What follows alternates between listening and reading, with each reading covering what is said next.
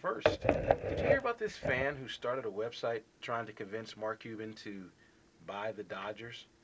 And basically, this guy's blaming the McCourts for everything that's wrong with the Dodgers? Well, guess what, folks? You can't blame the McCourts for everything.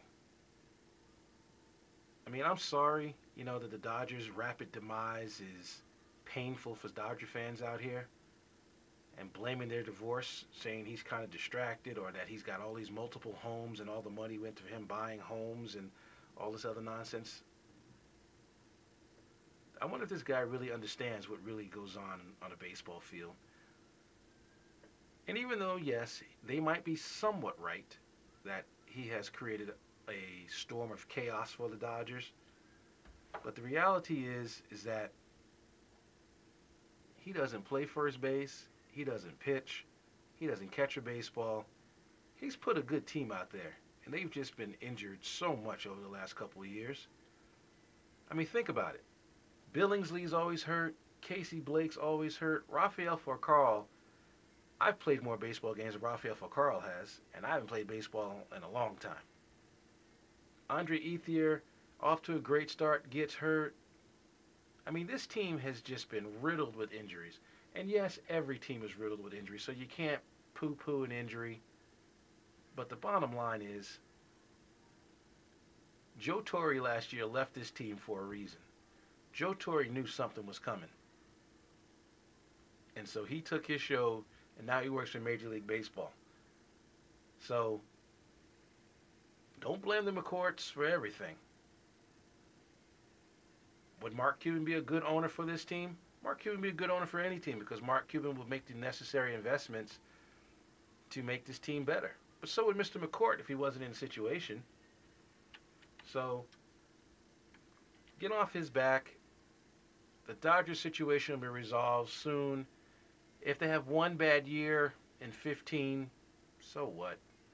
They've been to the playoffs, I believe, 2 out of the last 3 years. It happens. The McCourts don't pitch or play defense. So, get off their cases, please. Thank you. Now this next bad kind of falls into the ugly category, and basically I'm going to talk about it through the ugly category because the ugly category is ugly too. Did you see what happened yesterday at the Roger Clemens trial?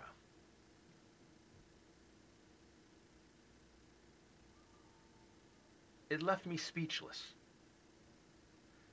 That a judge would tell prosecutors or tell either side, don't do something, and then you go on and do it. Now, whether it was a mistake, whether it was, just a lack of judgment, to have basically all these months to prepare this trial, and you go to your trial, your second day of trial, and you put up something that the judge specifically tells you not to do.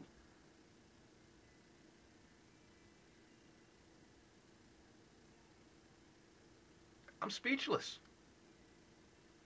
I'm absolutely speechless. Now, for those of you who don't know what I'm talking about, the judge specifically told prosecution not to use any conversations by Andy Pettit's wife as a part of their case because it's hearsay. Because she supposedly is corroborating that Andy Pettit was told by Roger Clemens that he took steroids or HGH. But she didn't hear him actually say that. She's just going on basically what her husband said.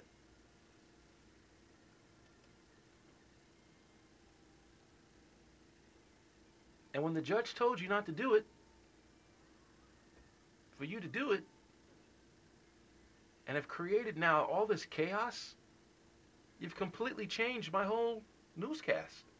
I was prepared to come on the air today and be like, Roger Clemens is in trouble. He's made the government mad. He has challenged the government's integrity. He has challenged their ability to investigate things. He is going to go after everything wrong with the government in their investigations. And then in the second day of trial, you come out and prove Roger Clemens' point. That you're sloppy, that you're careless, that you do things that just defy logic. How in the world, I mean, what do you say? What do you say to your bosses after that? Hi, yeah, the case, yeah, they declared it a mistrial. And why did you do that? Well, you see, what happened was, yeah, yeah, we didn't listen to the judge's instructions. And not only did we didn't listen to the judge's instructions, you've tainted the jury because you didn't even take it down while you guys were discussing what you did was wrong. So meanwhile, the jury's sitting there reading, Linda Pettit said da da da da da da da.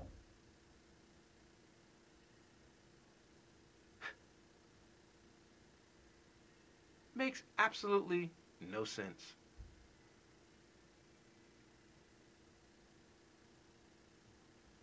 This has left me speechless. I'm absolutely dumbfounded by this topic and this case, and now Roger Clemens probably will never have to face anything. And he was probably going to go to jail because of he was basically really going to go after the government.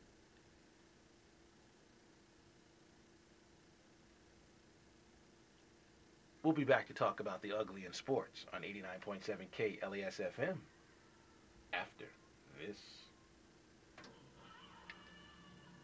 So I'm sitting and clicking, bang, gorgeous, hot, sexy models like you've never seen. Yeah? I'm telling you, what a website. I started ordering right online, and then my engine was roaring and my rocket was ready. Hey, hope the wife don't find out. Are you kidding? She told me about it. Anyway, finally I get my hands on what I've wanted my whole life. You mean... Yeah, supermodels. You're kidding. No, model trains, model planes, model rockets, ehobbies.com. Rocks. A new world for hobbyists and free shipping with a $25 minimum purchase. That's ehobbies.com. 89.7 KLES FM. My name is Richard Harris. A couple shout outs to some friends all around the country listening to my show. Steve Sachs up in San Francisco and Jen Avery out in Cape Cod. Once again, I want to give a big congratulations to Steve James for he and his wife Melissa having their first child today on July 15th, 2011. It's Carmageddon out here though, but I don't have a car so it doesn't affect me, but that's another topic. And now, ladies and gentlemen, the story of the week, the ugly.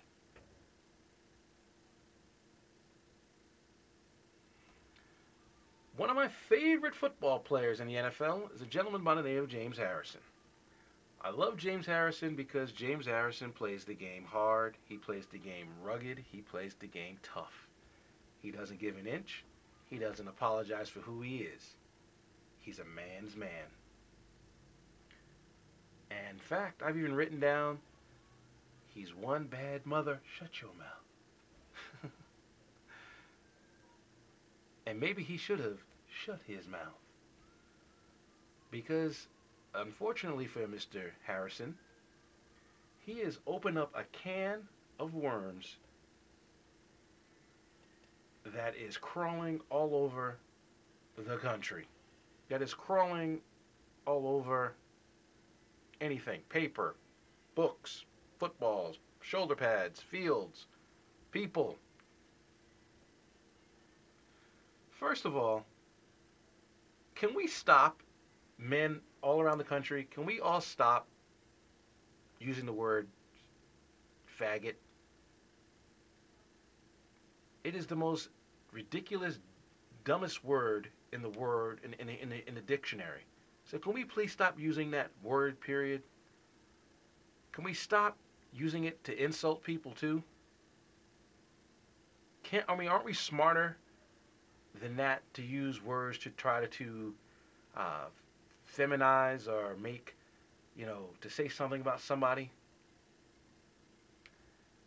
For him to criticize the commissioner of his job, his sport, the entity that makes him all his money, calling him the devil, by saying that if he was on fire, that he wouldn't even urinate on him to put him out. Are you really serious? Did he really say all those things in the article and then do the absolute most ridiculous thing, as every athlete does, as every politician does, as every actor does, as anyone who's got a microphone in front of them does? They say, I was taken out of context. I was misquoted.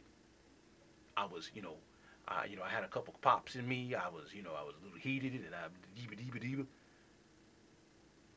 Are you serious? The one thing that people loved about James Harrison is that James Harrison stands on a point. You don't take no mess. They told him, if you hit somebody hard like that again, we're going to fine you $50,000. He goes, okay. Then he goes out and does it again. They said, okay, that didn't bother you. If you hit somebody hard like that again, we're going to fine you $100,000. He does it again. Don't bother him. But then you go and you absolutely pour gasoline all over the commissioner. Pour gasoline all over your name. And I still like you as a football player, because your point, as you were trying to tell people, was that if the commissioner is all about player safety and so on and so forth, they should do more things to make the players safe. So if that is your theme of your article, why would you say the other things? Now the commissioner, he's been getting beat up by everybody. I mean, Derek Mason said some things about him. I mean, players all over this strike has been absolutely ripping the commissioner of the NFL. And it's kind of funny in a way, because here's this commissioner came in on his horse, and he's like, I'm going to clean up this NFL. I'm going to get rid of the thugs. I'm going to get rid of the guns. Oh, by the way, did you see the picture that Mr. Harrison took?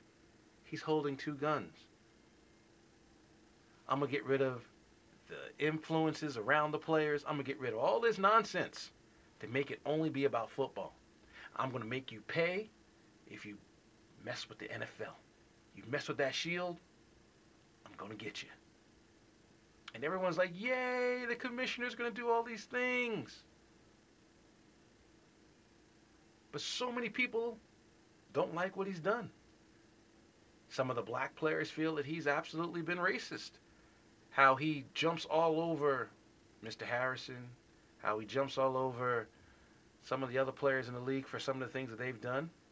But Ben Roethlisberger gets in trouble with a girl in a bar. I'm just going to have a conversation with Ben and let him know that he can't do these things and, kind of poo-poo Ben a little bit. A lot of people didn't like that. How Plaxico Burress was treated by the league. A lot of people don't like that. A lot of, there might be some truth to it. I'm not saying that the commissioner is a racist at all, but there's some players around the NFL who look at the commissioner's rulings and say it's not fair that certain players have been treated differently than other players. But that still doesn't give James Harrison an excuse to absolutely get himself in a situation where he might get suspended some games, face a major fine, and possibly, lose some serious paychecks.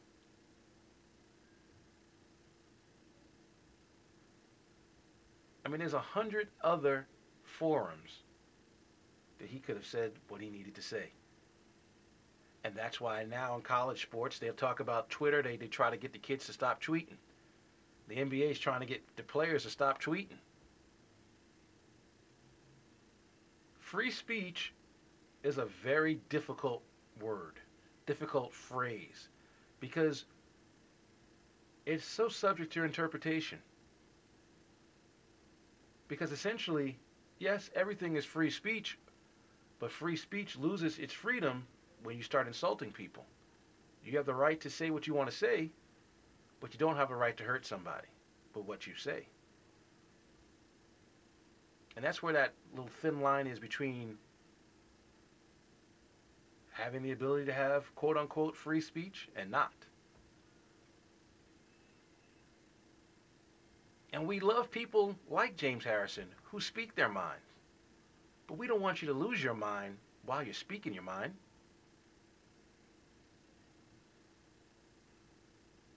I mean, what has happened to the Pittsburgh Steelers organization over the last, 7, 8 years? I mean, Hines Ward recently getting arrested for DUI. I mean, I know Mr. Rooney, is the ambassador to Ireland. Maybe he should stop his political aspirations and come home and take care of his team. And the funniest thing is Coach Tomlin, he don't take no mess. Have you ever seen Mike Tomlin in an interview? I love Coach Tomlin. He sits there, he takes it, like he just sits there and he says, we lost because I didn't prepare my team to play. Don't make no excuses. Don't hold anything back. And so I know he's angry about what has happened in this magazine article, and I'm certain he probably will grab Mr. Harrison and say, hey, what are you doing? I mean, throwing Big Ben under the bus, Rashard Mendenhall under the bus. Yes, people point out that Harrison only had 1 tackle in the Super Bowl. Well, Green Bay's offense was such that he couldn't make the plays. But this was wrong from the start.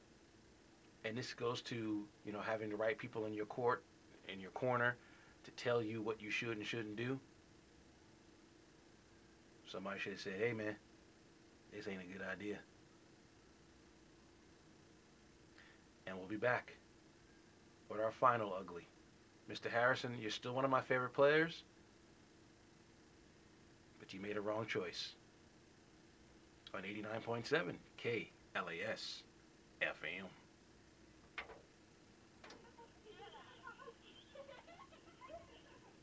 What's that sound? That's the sound of children who just finished an activity at Adirondack Camp. Adirondack Camp is located on beautiful and majestic Lake George in upstate New York. Adirondack Camp offers a summer program of athletics, sailing, kayaking, windsurfing, water skiing, mountaineering, arts and crafts, and tennis. But most importantly, fun. Check us out at AdirondackCamp.com. We have 4 and 8 week sections. Adirondack Camp, the traditions are set, the memories are waiting. For all of your auto repairs, including expert collision work, LA Radiator on Santa Monica Boulevard is the place to go. Located just a few steps east of Vine, LA Radiator